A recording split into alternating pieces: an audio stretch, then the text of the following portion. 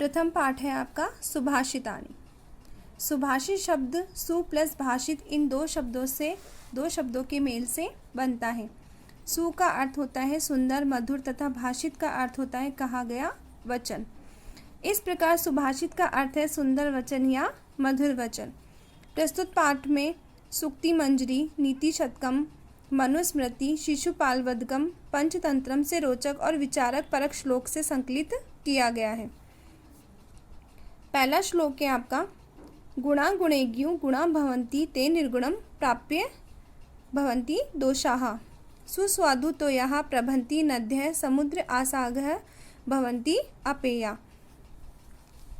अब देखो शब्दार्थ में देखो, गुणा मीन्स होता है सद्गुण, गुणेज्ञेषु मतलब होता है गुणों को जानने वाले व्यक्तियों में, भवन्ति मीन्स होते हैं, ते मीन्स वे, निर्गुणम मीन्स गुणहीन व्यक्ति को, प्राप्य मीन्स प्राप्त होकर, दोषा मीन्स अवगुण, अस्वादु तोया मीन्स स्वादिष्ट जल वाली, नद्य मीन्स नदियाँ, प्रभंति मीन्स उत्पन्न होती है, समुद्र में सागर में, अपेया मीन्स ना पीने योग्य। अनुवाद देखो कि गुणों को जानने वाले व्यक्तियों के पास गुण होते हैं, वे गुणहीन व्यक्तियों के पास पहुंचकर दोष हो जाते हैं। नदियाँ स्वादिष्ट जल वाली उत्पन्न होती है, वे सागर में पहुंचकर ना पीने योग्य हो जाती है।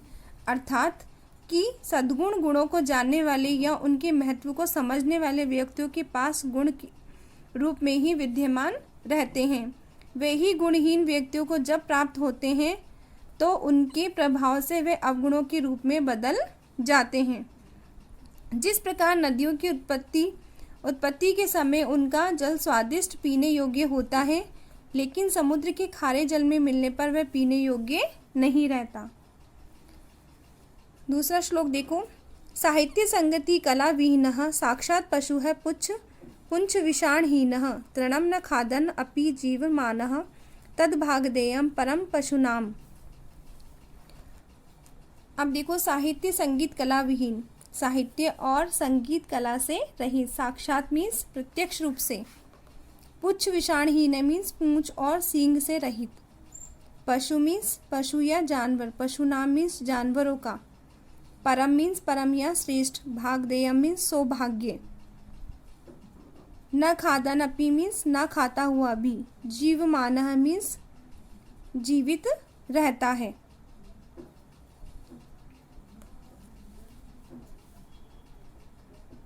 कि साहित्य और संगीत कला से रहित व्यक्ति प्रत्येक रूप से पूंछ और सींग से रहित पशु है।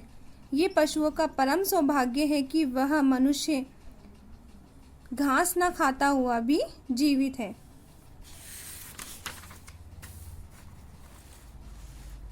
अर्थात कि जो व्यक्ति साहित्य ज्ञान और संगीत आदि कलाओं के ज्ञान से हीन है, वह व्यक्ति सींग पूंछ आदि पशुओं के चिन्ह ना होते हुए भी वास्तविक रूप से पशु है। यह पशुओं का परम सौभाग्य है कि वह मनुष्य घास को ना खाता हुआ भी जीवित है। यदि वह घास खाने लगता तो बेचारा पशु क्या खाता, घास के अभाव में वह भूखा ही मर जाता। तीसरा देखो, लुब्धस्य नश्यति यशः पिशुनश्य मैत्री नष्ट क्रियस्य कुलम अर्थ परस्य धर्मः विद्याफलम व्यसनीनः कृपणस्य सौख्यम राज्य प्रमथ सचिवस्य नराधिपस्य।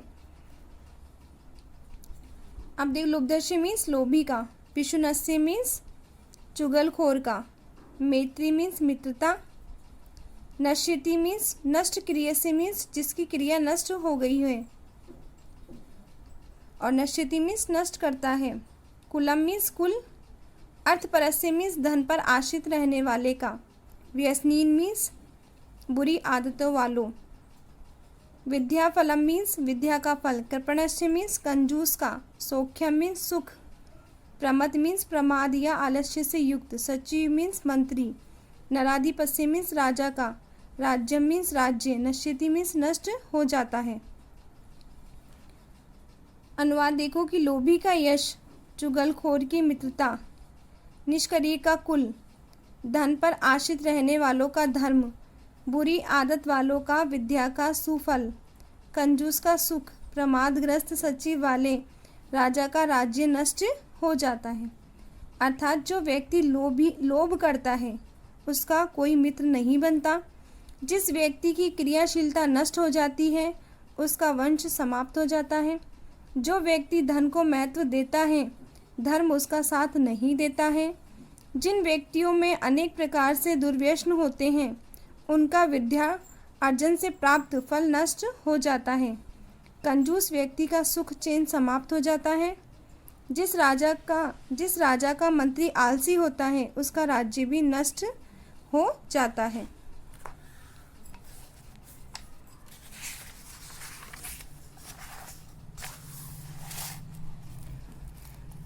चौथा देखो, पीत्वा रसम तु कंटुकम मधुरम समानम माधुर्यमेव जन्मेन्य मधुमक्षिकासो संतः तथा एव समसज्जनः दुर्जनानां श्रुत्वा वचः मधुर सुक्तरसम सृजन्ति। आसो मीन्स होता है यह, मधुमक्षिका मीन्स होता है मधुमक्खी, तू मीन्स तो, कटुका मीन्स कड़वे, रसम मीन्स रस को, पीतवा मीन्स पीकर, मधुरम समाना मीन्स मीठे के समान, माधुर्य मीन्स मधुरता, एव मीन्स ही, जनिएत मीन्स उत्पन्न करती है, तथैव मीन्स उसी प्रकार ही, संतः मीन्स संत लोग, दुर्जनानाम मीन्स दुष्टों के, वचः मीन्स वचन, समसज्जन मीन्स सज्जनों के समान, श्रुत्वा मीन्स सुनकर, मधुर सुक्त रसम मीन्स मधुर सुक्तों के रस वाली मधुर सुक्ति रूप रस का, सृजंती मीन्स निर्माण करते हैं। कि यह मधुमक्खी तो कटु रस को मीठे के समान पीकर मधुरता को ही उत्पन्न करती है, उसी प्रकार ही संत जन दुर्जनों के वचनों को भी सज्जनों के समान सुनकर मधुर सुक्ति रस का निर्माण करते हैं। अर्थात इसका भाव यह है कि संत जन दुर्जनों के कटु वचनों को भी सज्जनों के वचनों के समान सुनते हैं, लेकिन उनके प्रति दुष्टतापूर्ण वचनों का प्रयोग नहीं करते, अपितु मधुरता का व्यवहार ही करते हैं। जिस प्रकार मधुमक्खी कड़वे रस को पीती है लेकिन मधुर शहद को उत्पन्न करती है। फिफ्थ वाला देखो, विहाय पौरुषम यो ही देवम एव अवलंबते प्रसाद सिंहवतः तस्य मूर्धीन वायसाः तिष्ठन्ति। यह मीन्स जो, पौरुषम मीन्स पुरुषार्थ को, ही मीन्स वस्तुतः, विहाय मीन्स छोड़कर, देव मीन्स भाग्य, एव मीन्स ही, अवलंबते मीन्स आश्रित रहते हैं, प्रसाद सिंहवत मीन्स महल के द्वार पर स्थित सिंह की भांति, मूर्धीन मतलब सिर पर, तिष्ठन्ति मीन्स बैठते हैं, तस्य मीन्स उसके, वायसाः मीन्स कौवे। जो व्यक्ति पुरुषार्थ उद्यम को छोड़कर वस्तुतः भाग्य पर ही आश्रित रहते हैं, महल के द्वार पर स्थित सिंह की मूर्ति के समान उसके सिर पर कौवे बैठते हैं।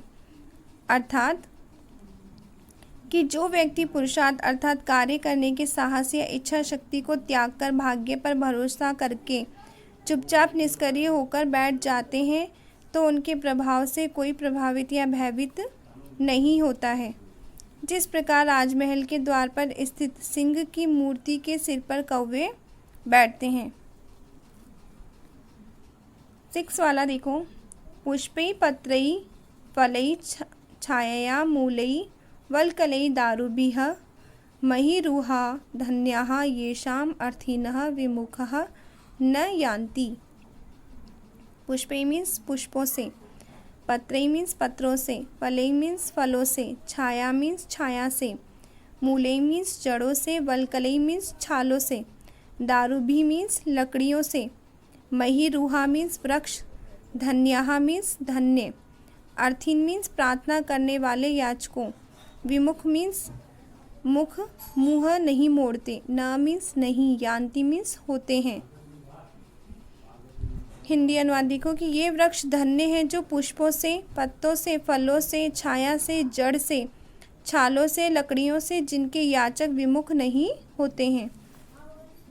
अर्थात यहाँ वृक्षों की परोपकारिता के बारे में बताया गया है कि ये वृक्ष धन्य हैं जो पुष्प, पत्र, फल, छाया, जड़, वल्कलों, छालों से, लकड़ियों से परोपकार करते हैं और याचकों को भी कभी निराश नहीं करते।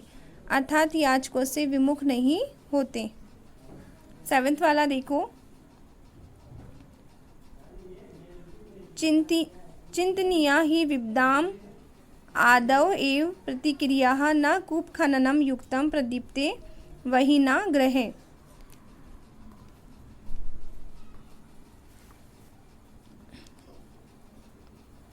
विद्या मतलब विपत्ति, आदौ मीन्स पहले, एव मतलब ही, प्रतिक्रिया मीन्स प्रतिकार, चिंतनीय मीन्स उपाय सोच लेना चाहिए, ग्रहे मीन्स घर, वहीना मीन्स आग लगने पर,